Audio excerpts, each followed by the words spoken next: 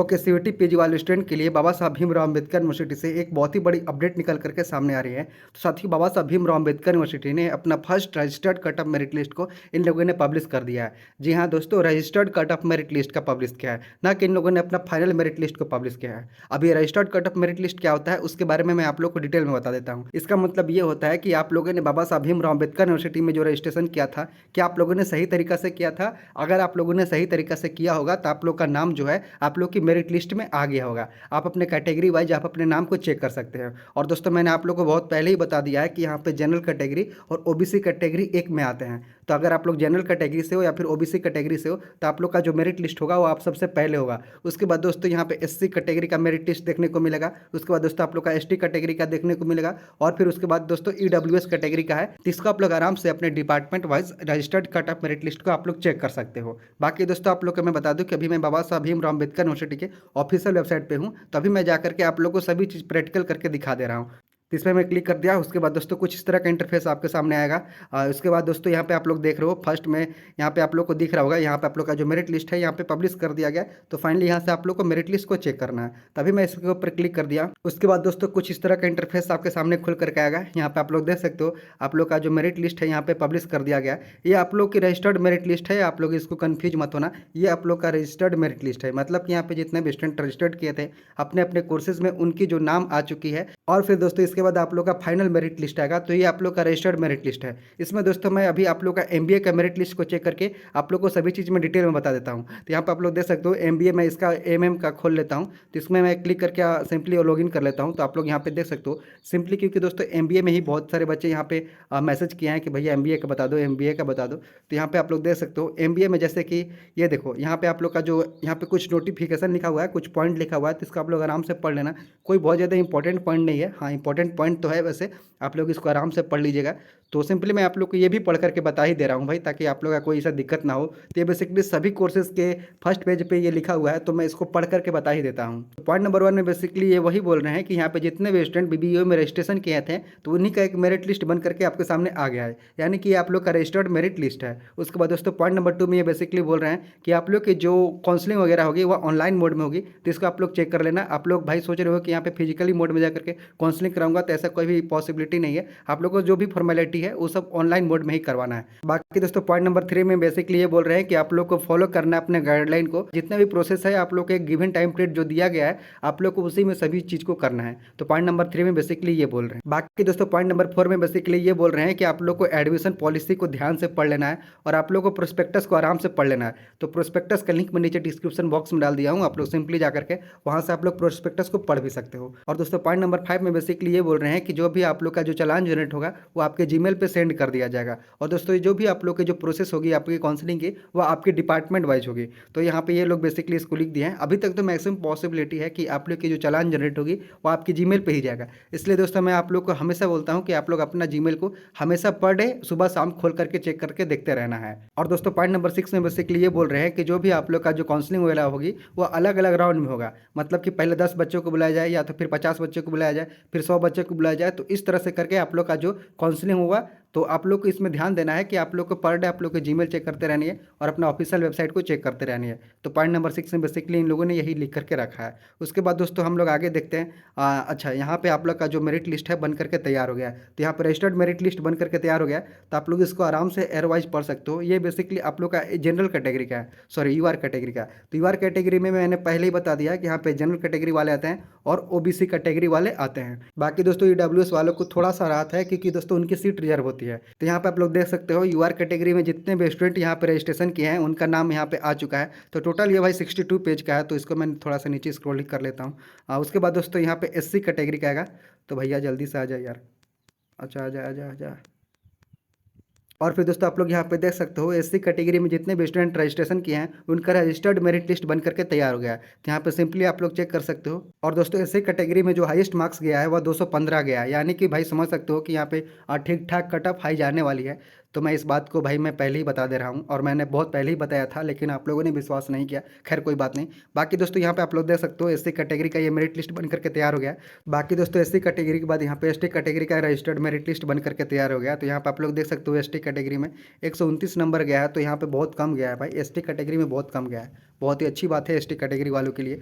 फिर इसके बाद दोस्तों यहाँ पे आप लोग देख सकते हो ईडब्ल्यूएस कैटेगरी के लिए है। ईडब्ल्यूएस कैटेगरी के लिए थोड़ी सी राहत है क्योंकि इनकी थोड़ी बहुत सीट रिजर्व होती है। तो यहाँ पे देख सकते हो ईडब्ल्यूएस कैटेगरी वालों के लिए 258 नंबर जो हाईएस्ट मार्क्स गया है। तो भाई इसको भी आप लोग चेक कर सकते हो यहाँ पे। बाकी दोस्तों इसके बाद आप लोग का फिजिकली हैंडीकैप का होगा, तो फिजिकली हैंडीकैप में भी थोड़ा सा देख लेते हैं कि कितनी मार्क्स गया है। यहाँ पे आप लोग देख सकते हो फिजिकली हैंडीकैप में जितने भी स्टूडेंट रजिस्टर्ड किए थे उनका रजिस्टर्ड मेरिट लिस्ट बन करके तैयार है। तो फाइनली यहाँ पे आप लोग देख सकते हो इसका भाई जो हाईएस्ट मार्क्स गया है 246 नंबर गया है। भाई बहुत ज़्यादा हाई गया है, मतलब देख सकते हो उसके बाद। बाकी दोस्तों ये जो रजिस्टर्ड मेरिट लिस्ट है इसके आने के बाद आप लोग बहुत ज़्यादा कंफ्यूज हो गए कि भैया मेरा नाम कैसे आएगा, मेरे को कैसे पता चलेगा कि मेरा यहाँ पे एडमिशन हो पाएगा या नहीं हो पाएगा। तो देखो दोस्त मैं सभी चीज़ को इसी वीडियो में डिटेल में बता रहा हूँ, इसलिए दोस्तों आप लोग इसको थोड़ा सा सब्र करके आराम से देखिए। तो यहाँ पे आप लोग देख सकते हो भाई, थोड़ा सा मैं ऊपर ही चला जा रहा हूँ।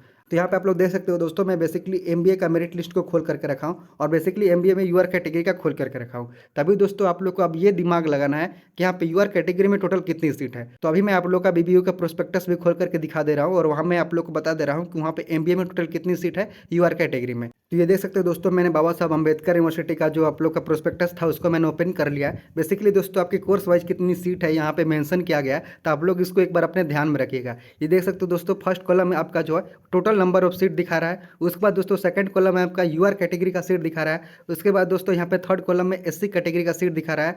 फोर्थ कॉलम में यहाँ पे एसटी कैटेगरी का सीट दिखा रहा है और फिफ्थ कॉलम में आप लोग का ईडब्ल्यूएस कैटेगरी का सीट दिखा रहा है। बाकी दोस्तों आपको इसी के ऊपर ध्यान देना है। तभी मैं आप लोग का एमबीए का खोल लेता हूँ। तो यहाँ पे एमबीए वाला है, तो थोड़ा सा नीचे और स्क्रॉल करते हैं। हाँ दोस्तों आप लोग यहाँ पे देख सकते हो आप लोग के यहाँ पे बेसिकली एमबीए का ओपन हो गया है। तो यहाँ पे आप लोग दोस्तों ध्यान देने वाली बात है कि आपकी जो फर्स्ट कॉलम है वहाँ पे टोटल 120 सीट है, मतलब कि यहाँ पर टोटल 120 बच्चों का एडमिशन होना है, जिसमें कि दोस्तों यहाँ पे यूआर कैटेगरी में 48 बच्चों का एडमिशन होना है। यहाँ पे आप लोग ध्यान से इसको देख सकते हो। उसके बाद दोस्तों एससी कैटेगरी में यहाँ पे टोटल 40 बच्चों का एडमिशन होना है। उसके बाद दोस्तों यहाँ पे एसटी कैटेगरी में टोटल 20 बच्चों का एडमिशन होना है। बाकी दोस्तों उसके बाद यहाँ पे 12 बच्चे जो है ईडब्ल्यूएस कैटेगरी में यहाँ पे एडमिशन लेंगे। तो आप लोग को इसको ध्यान देना है। तभी मैंने आप लोग को ये इसलिए बताया क्योंकि दोस्तों यहाँ पे अगर आप लोग यूआर कैटेगरी में आप लोग देखते हो तो यहाँ पे टोटल यूआर कैटेगरी में 48 सीट है।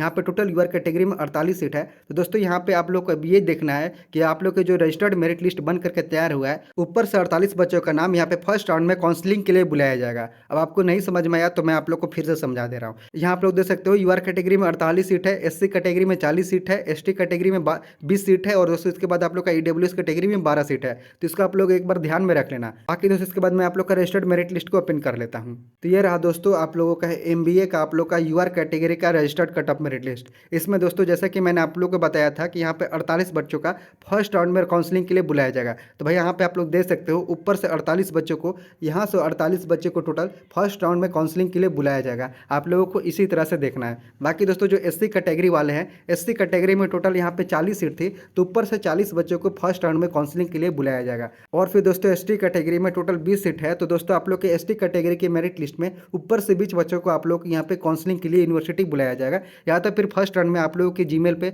आप लोग की फी चालान जनरेट होगी, उसके बाद दोस्तों आप लोग को पेमेंट करना होगा। तो जितने भी स्टूडेंट के यहाँ पे मेरिट लिस्ट में नाम आया है सभी का बेसिकली यही प्रोसेस होने वाला है। सभी कोर्सेज में बेसिकली यही प्रोसेस होने वाला है। तो इसको एक बार आप लोग ध्यान में बैठा लीजिएगा। सिंपल सा प्रोसेस है दोस्तों। आप लोग को प्रोस्पेक्टस को ओपन कर लेना है। फिर दोस्तों उसके बाद आप लोग अपने सीट के हिसाब से देख लेना है कि आपके कोर्स में टोटल कितनी सीट है। उसके बाद दोस्तों आप लोग का यूआर कैटेगरी में कितनी सीट है, एससी कैटेगरी में कितनी सीट है, एसटी कैटेगरी में कितनी सीट है, ईडब्ल्यूएस कैटेगरी में कितनी सीट है। और फिर दोस्तों उसके बाद आप लोग कौन सी कैटेगरी में आते हो। जैसे कि आप लोग अगर ओबीसी और जनरल कैटेगरी में आते हो तो आप लोग यूआर कैटेगरी में जाओगे। तो यूआर कैटेगरी में टोटल देख लेनी है कि यहाँ पे कितनी सीट है। तो एमबीए में टोटल यहाँ पे 48 सीट है। तो दोस्तों 48 सीट को देखने के बाद आप लोग को यहाँ पे फाइनली आ जाना है। आप लोगों को अपने कैटेगरी वाइज, जैसे कि मैंने अभी यूआर का बताया, तो यूआर कैटेगरी में आ जाना है। और फिर दोस्तों ऊपर से यहाँ पे 48 नंबर के बच्चों को गिन लेना है कि टोटल 48 बच्चों के यहाँ से गिन लेना है। और इसमें आप लोग को ये ध्यान देना है कि क्या आपकी इन 48 बच्चों के बीच में आप लोग का नाम आ रहा है या नहीं आ रहा है। अगर आप लोग का नाम आ रहा है तो समझो कि आप लोग को फर्स्ट राउंड में आप लोग को यूनिवर्सिटी काउंसलिंग के लिए बुलाया जाएगा। या तो फिर आप लोग को फर्स्ट राउंड में जो भी डाटा आप लोग को काउंसलिंग के लिए सबमिट करना होगा ऑनलाइन, जो आप लोग को बता दिया जाएगा, वो आप लोग की आगे की प्रोसेस करनी होगी। बाकी दोस्तों इसमें सवाल खड़ा ये होता है कि सेकंड मेरिट लिस्ट कब आएगी। तो देखो दोस्त, फर्स्ट मेरिट लिस्ट में जितने बच्चों का नाम आएगा, अगर उन लोगों ने एडमिशन नहीं लिया, उसके बाद दोस्तों आप लोग को सेकंड राउंड में काउंसलिंग के लिए बुलाया जाएगा। जैसे कि आप लोग को ये मान लो कि यूआर कैटेगरी में यहाँ पे टोटल 48 बच्चों को बुलाया जाएगा फर्स्ट राउंड में। जैसे कि अभी मैं एमबीए वालों को बता रहा था, तो जैसे कि मान लेते हैं कि एमबीए में 48 बच्चों का यहाँ पे बुलाया गया, उसमें से 48 बच्चों ने यहाँ पे एडमिशन नहीं लिया।